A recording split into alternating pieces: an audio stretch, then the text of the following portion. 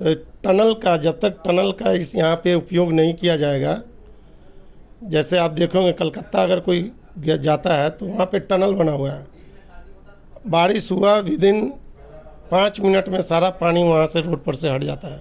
तो उसी हिसाब से हमारे दानापुर में वो टनल चाहिए जो पानी को मोड़ के किसी नहर में या खाली जगह पे स्टोरेज बनाया जा सके, बोरिंग के माध्यम से, नाले के माध्यम से, टनल के माध्यम से हो सकता है। लेकिन पूर्व सैनिक लोग, भाई लोग धरना प्रदर्शन किए थे 112 डायल वाले इमरजेंसी, तो उनका तो सिर्फ पेमेंट में वृद्धि किया गया है और इन लोगों को कुछ दिया नहीं गया, जैसे LIC वगैरह होना चाहिए, जो कि इमरजेंसी में दुर्घटना किसी के साथ हो सकता है। उस दुर्घटना को देखते हुए अगर कुछ हादसा हो जाता है, कोई गुजर जाता है तो उसको कुछ नहीं मिलेगा।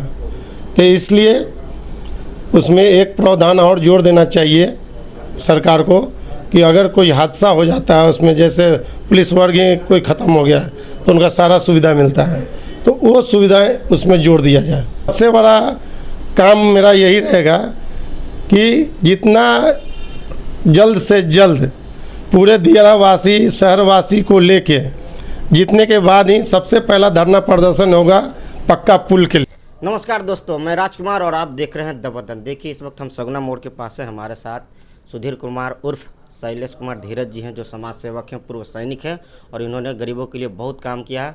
और हमेशा जब ठंड का मौसम आता है तो गरीबों के कम्बल बांटते हैं और जल जमाव का बारी आता है तो इनके साथ बीच में खड़ी रह कर सामान वितरण करता है। हालांकि हम ये भी कह सकते हैं कि कोरोना काल में इन्होंने बहुत मदद किया है और बहुत अच्छा काम किया है। बहुत बहुत स्वागत है सर हमारे चैनल में। तो आपको क्या लगा कि आप जो है इलेक्शन लड़ना चाहते हैं? सबसे पहले द वतन न्यूज़ के दोस्तों को मेरा धन्यवाद। शैलेश कुमार धीरज उर्फ सुधीर फौजी, पूर्व सैनिक, 186 दानापुर विधानसभा। ये गरीबी जो है बहुत दानापुर में फैला हुआ है, दानापुर में क्या पूरे बिहार वासियों में फैला हुआ है। तो हम दानापुर की ही बात करेंगे क्योंकि दानापुर से मैं प्रत्याशी हूँ। तो दानापुर की गरीब इतनी बड़ी हुई है कि इसको मिटाने के लिए सरकार जल्द से जल्द कदम कोई उठाए कि गरीबी मिट सके और जल जमाव, सबसे ज़्यादा यहाँ पे जल जमाव की समस्या है। जल जमाव ज़्यादा समस्या है कि उसको पहले ख़त्म किया जाए, क्योंकि कभी भी बारिश होता है तो रोड पे कमर भर पानी हो जाता है, घुटना भर पानी हो जाता है। सरकार तो रोड नाला खूब बना दे रहा है, लेकिन रोड ऊंचा कर दे रहा है, नाला नीचे कर दे रहा है, तो सारा पानी उसमें भर जाता है, तो रोड भर जाता है पानी से, जाम लग जाता है पानी से। तो टनल का जब तक टनल का इस यहाँ पे उपयोग नहीं किया जाएगा, जैसे आप देखोगे कलकत्ता अगर कोई जाता है तो वहाँ पे टनल बना हुआ है, बारिश हुआ विदिन 5 मिनट में सारा पानी वहाँ से रोड पर से हट जाता है।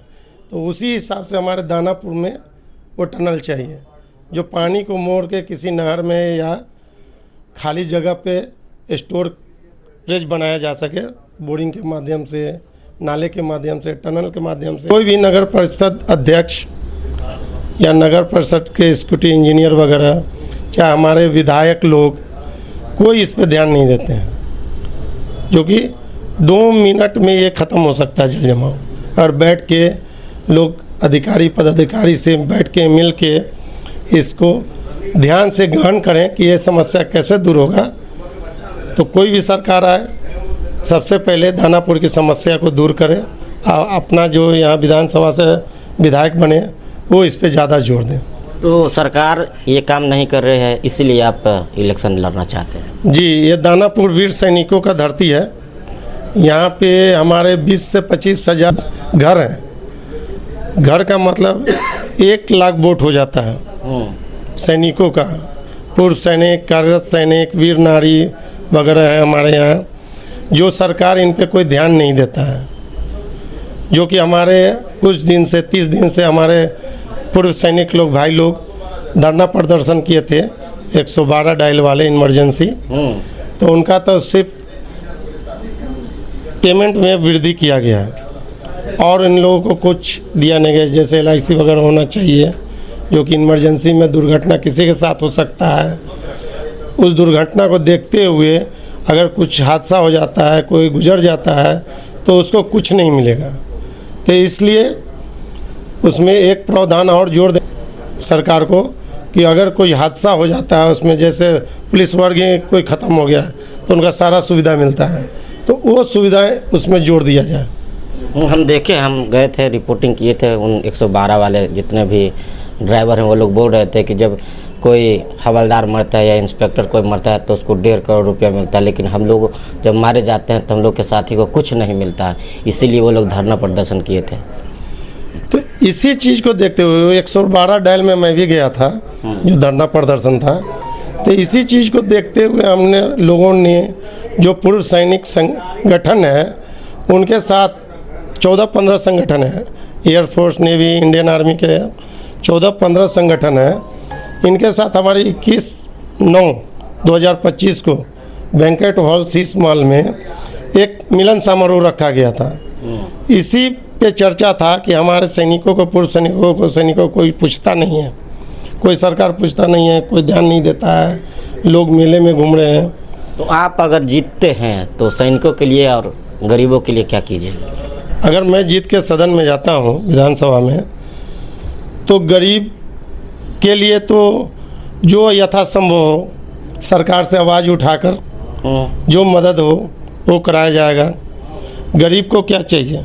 शिक्षा चाहिए, स्वास्थ्य विभाग का हेल्प चाहिए, जो मेडिकल कैंप लगना चाहिए महीने में 2-3 बार हर गांव में, हर क्षेत्र में, वो नहीं लगता है।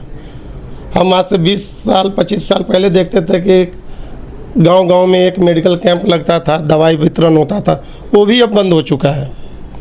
तो सबसे बड़ा सुविधा कर दे सरकार कि गरीब शिक्षा को बढ़ावा दे, जो गरीब लोग हैं, और स्वास्थ्य का, मेडिकल का कैंप लगवाए महीने में 2 बार कम से कम। अच्छा, दियर में हमेशा बाढ़ आते हैं, तो उन बाढ़ पीड़ितों के लिए आप क्या करने वाले हैं?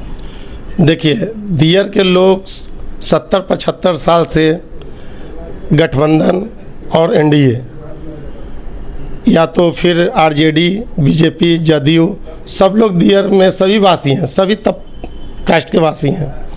तो सभी लोग अपना अपना मत देते हैं, लेकिन मत देते हैं उनको प्रलोभन दे देते हैं कि हम आपको पक्का पुल दिलाएंगे। तो पिछले 20 और 2025 में हमारे प्रेजेंट विधायक ऋतुलाल यादव जी ने भी वादा किया था कि पक्का पुल दिलवाएंगे, वो भी नाकाम रहे। उनसे पहले जो विधायिका थी वो भी नाकाम रहे। यहाँ एमपी रहे रामकृपाल जी, वो भी नाकाम रहे। तो सबसे बड़ी समस्या, आप छपरा को हाजीपुर को जोड़ने के लिए पहले से गांधी सेतु पुल था, अभी जेपी सेतु बना दिए, लेकिन दियारा को जो 7 पंचायत है, 6 पंचायत है, इसको जोड़ने पे कोई ध्यान नहीं दिया। तो सबसे बड़ा काम मेरा यही रहेगा कि जितना जल्द से जल्द पूरे दियारा वासी, शहरवासी को लेके जीतने के बाद ही सबसे पहला धरना प्रदर्शन होगा पक्का पुल के लिए। पक्का पुल क्या होगा? जी सर, तो अगर आप निर्दलीय लड़िएगा या कोई अगर पार्टी आपको टिकट देती है तो लड़ना चाहेंगे? पार्टी में हम लगे हुए हैं, टिकट के लिए प्रयासरत हैं। मिल जाता है तो भी ठीक, नहीं मिलेगा तो स्वतंत्र निर्दलीय हैं। कौन पार्टी चाहते हैं? कौन पार्टी ज्वाइन करना चाहते हैं? जो पार्टी दे, हम ज्वाइन करने की बात नहीं करेंगे। कोई भी पार्टी अगर हमको टिकट देती है तो हम लड़ेंगे जी, जनता के लिए काम करेंगे बिल्कुल जी। तो शैलेश जी थे जो साफ साफ कह रहे हैं कि हम फौजियों के लिए लड़ाई लड़ेंगे और दियारा में सबसे पहले पक्का पुल बनाएंगे ताकि उनका समस्या का समाधान हो सके। और बहुत सारे वादे हमेशा ये समाज के लिए काम करते रहते हैं।